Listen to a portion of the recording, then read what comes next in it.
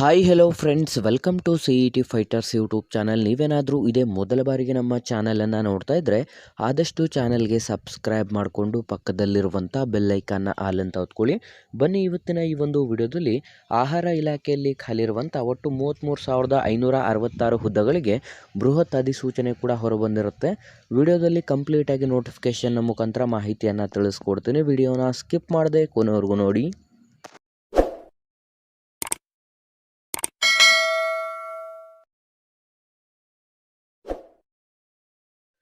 ನೀವಿಲ್ಲಿ ಗಮನಿಸ್ತಾ ಇರ್ಬೋದು, ಸಂಸ್ಥೆ ಹೆಸರನ್ನು ನೋಡಿದ್ರೆ ಭಾರತೀಯ ಆಹಾರ ನಿಗಮದಲ್ಲಿ ಖಾಲಿರುವಂಥ FCIಯಲ್ಲಿ ಖಾಲಿರುವಂಥ ಸಹಾಯಕ ಮತ್ತು ಮೇಲ್ವಿಚಾರಕರ ಹುದ್ದೆಗಳ ಅಧಿಸೂಚನೆ ಆಗಿದ್ದು, ಒಟ್ಟು 33,566 ಬೃಹತ್ ಅಧಿಸೂಚನೆಗೆ ಅರ್ಜಿಗಳನ್ನು ಆಹ್ವಾನಿಸಲಾಗಿರುತ್ತೆ. ಹೊಸ ವಿದ್ಯಾರ್ಥಿಗಳು ಯಾರೆಲ್ಲ ವಿಡಿಯೋಸ್ನ ನೋಡ್ತಾ ಇದ್ರೆ ಡಿಸ್ಕ್ರಿಪ್ಷನಲ್ಲಿರುವಂಥ ನಮ್ಮ ಟೆಲಿಗ್ರಾಮ್ ಗ್ರೂಪ್ ಮತ್ತು ವಾಟ್ಸಪ್ ಗ್ರೂಪ್ಗಳಿಗೆ ಜಾಯ್ನ್ ಆಗಿ. ನೀವೇನಾದರೂ ಪೊಲೀಸ್ ಇಲಾಖೆ ಮತ್ತು ಇನ್ನಿತರ ಸ್ಪರ್ಧಾತ್ಮಕ ಪರೀಕ್ಷೆಗಳ ಎಕ್ಸಾಮ್ ಪ್ರಿಪರೇಷನ್ ಮಾಡ್ಕೋತಾ ಇದ್ದರೆ ಡಿಸ್ಕ್ರಿಪ್ಷನಲ್ಲಿರುವಂಥ ನಮ್ಮ ಪೊಲೀಸ್ ಫೈಟರ್ಸ್ ಯೂಟ್ಯೂಬ್ ಚಾನಲ್ಗೆ ಸಬ್ಸ್ಕ್ರೈಬ್ ಮಾಡ್ಕೊಳ್ಳಿ.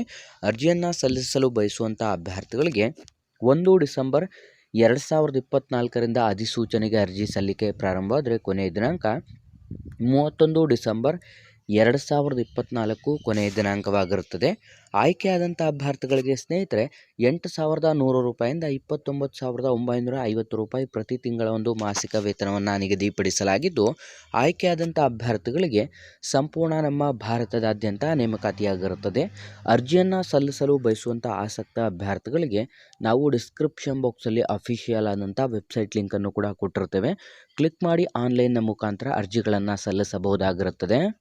ಬೇಕಿರುವಂಥ ಶೈಕ್ಷಣಿಕ ಅರ್ಹತೆಗಳನ್ನು ನೋಡಿದ್ರೆ ವಿದ್ಯಾರ್ಥಿಗಳು ಕಂಪ್ಲೀಟಾಗಿ 10ನೇ ತರಗತಿ 12ನೇ ತರಗತಿ ಅಥವಾ ನೀವು ಪದವಿಯನ್ನು ಹೊಂದಿರುವಂಥ ಅಭ್ಯರ್ಥಿಗಳಿಂದ ಅರ್ಜಿಗಳನ್ನು ಆಹ್ವಾನಿಸಲಾಗಿದ್ದು, ವಯೋಮಿತಿಯನ್ನು ನೋಡ್ತಾ ಹೋಗೋದಾದರೆ 18 ವರ್ಷದಿಂದ 27 ವರ್ಷದ ಒಳಗಡೆ ಇರಬೇಕಾಗುತ್ತೆ.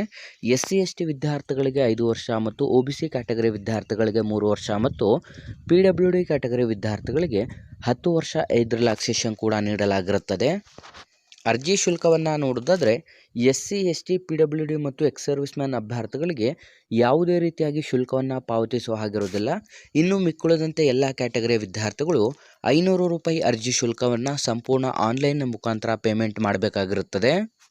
ನಿಮ್ಮ ಒಂದು ಆಯ್ಕೆ ಪ್ರಕ್ರಿಯೆಯನ್ನು ನೋಡಿದ್ರೆ ಕಂಪ್ಲೀಟಾಗಿ ಲಿಖಿತ ಪರೀಕ್ಷೆ ಮತ್ತು ದಾಖಲಾತಿ ಪರಿಶೀಲನೆ ಮಾಡಿ ಈ ಒಂದು ಅಧಿಸೂಚನೆಗಳಿಗೆ ಆಯ್ಕೆಯನ್ನು ಮಾಡಿಕೊಳ್ಳಲಾಗುತ್ತದೆ. ಹಾಗಾಗಿ ಯಾವುದೆಲ್ಲ ಆಸಕ್ತ ಅಭ್ಯರ್ಥಿಗಳು ವಿಡಿಯೋಸ್ನ ನೋಡ್ತಾ ಇದ್ರೆ ಡಿಸ್ಕ್ರಿಪ್ಷನಲ್ಲಿ ಅಫಿಷಿಯಲ್ ಆದಂಥ ವೆಬ್ಸೈಟ್ ಲಿಂಕನ್ನು ಕೂಡ ಕೊಟ್ಟಿರ್ತೇವೆ. ಕ್ಲಿಕ್ ಮಾಡಿ ವಿದ್ಯಾರ್ಥಿಗಳು ಹಿಂದೆ ಅಧಿಸೂಚನೆಗೆ ಅರ್ಜಿಗಳನ್ನು ಸಲ್ಲಿಸಿ. ನಮ್ಮ ಇವತ್ತಿನ ಈ ಒಂದು ಉದ್ಯೋಗ ಮಾಹಿತಿ ನಿಮಗೆ ತುಂಬ ಹೆಲ್ಪ್ಫುಲ್ ಆಗಿದೆ ಅಂತ ತಿಳ್ಕೊತಾ ಆದಷ್ಟು ಈ ಒಂದು ಉದ್ಯೋಗ ಮಾಹಿತಿಯನ್ನು ಲೈಕ್ ಮಾಡಿ ಮತ್ತು ನಿಮ್ಮ ಎಲ್ಲ ಸ್ನೇಹಿತರೊಂದಿಗೆ ಶೇರ್ ಮಾಡೋದ್ರ ಮೂಲಕ ಇನ್ನೂ ಹೆಚ್ಚಿನ ಉದ್ಯೋಗ ಮಾಹಿತಿಗಾಗಿ ಹಿಂದೆ ನಮ್ಮ ಚಾನಲ್ಗೆ ಸಬ್ಸ್ಕ್ರೈಬ್ ಮಾಡ್ಕೊಳ್ಳಿ ಅಂತ ತಿಳಿಸ್ತಾ ಇದ್ದೀವಿ ಸ್ನೇಹಿತರೆ.